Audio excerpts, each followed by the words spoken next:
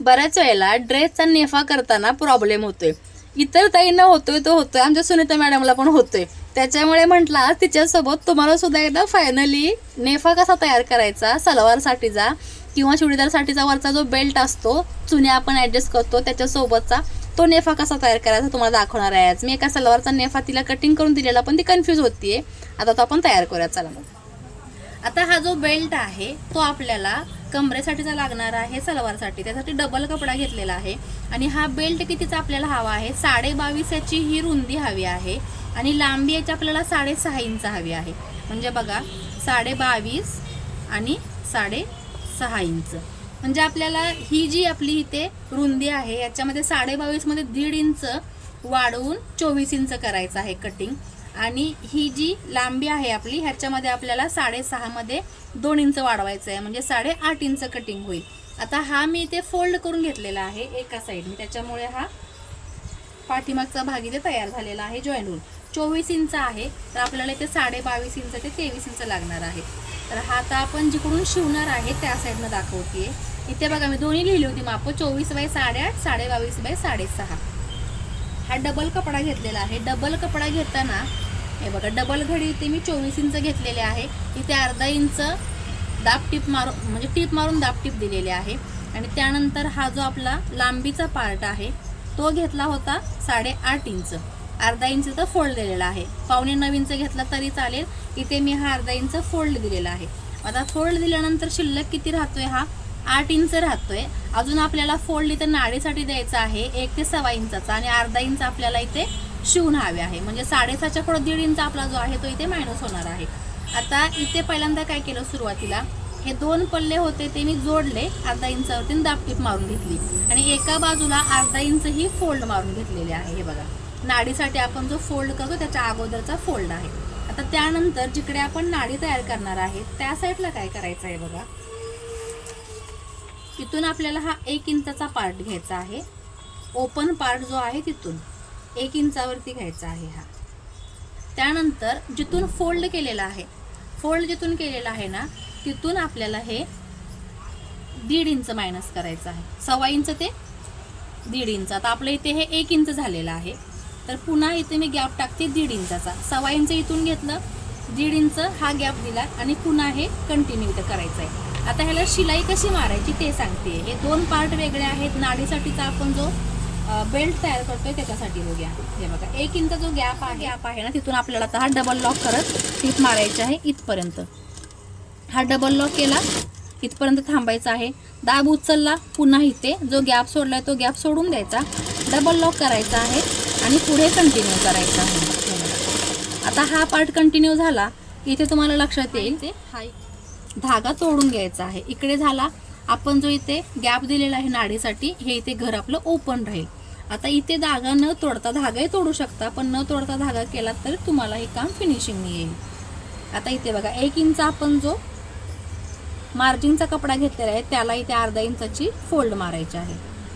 म्हणजे हे सुद्धा तुमचं पट्टीचा भाग फिनिशिंग दिसतो. पूर्ण हा पार्ट इथे फोल्ड मारा.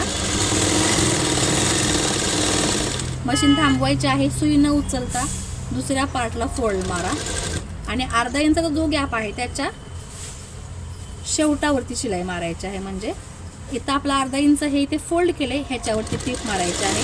म्हणजे हा कपडा इथं आपल्याला फिनिशिंग बसतो.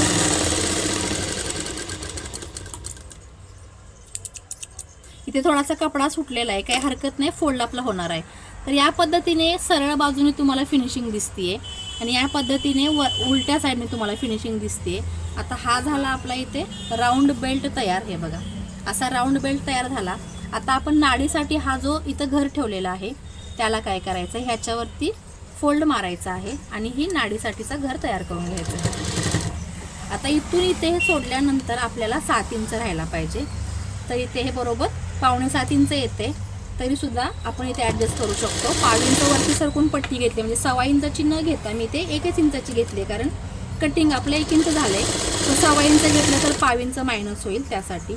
आणि तरीही तुमचं 5 इंच मायनस झालं तरी सुद्धा तुमचा हा पार्ट जो असतो ना सलवारचा, इथे तुम्ही 5 इंच लुजिंग सोडू शकता. फोल्डिंग करताना आपण मोहरी जी फोल्ड करतो किंवा बॉटम फोल्ड करतो त्यावेळेला समजा तुमचा बेल्ट इथे 4 इंच कमी जरी झाला तरी सुद्धा तुम्ही तिथे ॲडजस्ट करू शकता. तो असं काही नाही की खूप मोठं काम होतं किंवा इथे हे काम करताना गडबड झालीच पाहिजे असं काही नाही.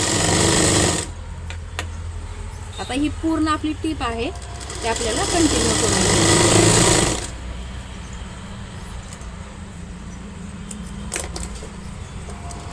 खूप सोपं काम असतं, पण आपल्याला ते गोंधळून गेलं की अवघड वाटतं.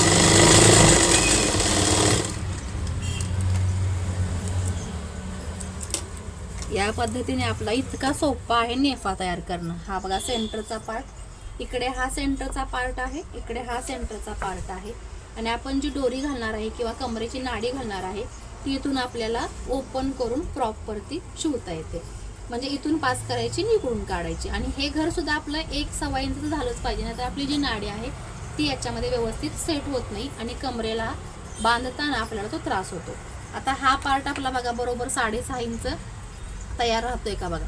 7 इंच तयार झालेला आहे, अर्धा इंच खाली शिवून गेला तर डॉट हा 6.5 इंच राहत आहे. तर या पद्धतीने तुम्ही नेफ्याचा बेल्ट तयार करू शकता.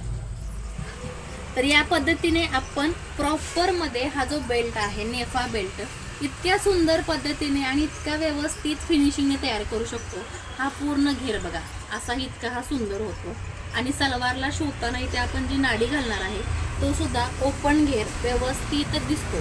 किती सोपं आहे सांगा बरं कमरेचा सलवारचा बेल्ट रेडी करणं. ह्याच्यामध्ये किती वेळा किती जणी गोंधळतात हे मलाच कळत नाही आणि इतकी सोपी पद्धत असते. मग मला वाटतं इतकं छान होत असेल तर मुद्दामून तुमच्या चुकीमुळे हे काम बिघडवू नका. कारण जेवढं काम छान होतं तेवढं आपल्याला बघायला सुद्धा समोरून छान वाटतं, क्लायंट खुश होतं. सो आमच्या सुनीता मॅडमला सुद्धा हा व्हिडिओ बघायला लावणार आहे.